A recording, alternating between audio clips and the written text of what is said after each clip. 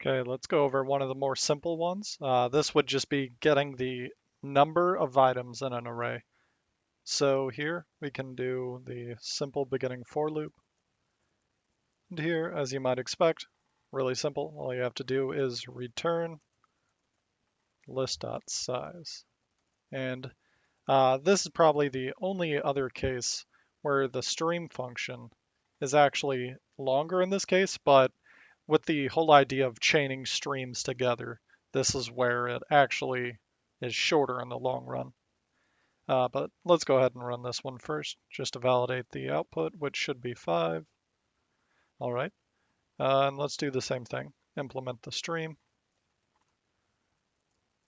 and comment, and then, okay. And then what we want to do is return list.stream, and then you can add a bunch of different things between here, and then finally end with .count. And all right, let's run that. And there we go, 2 5s.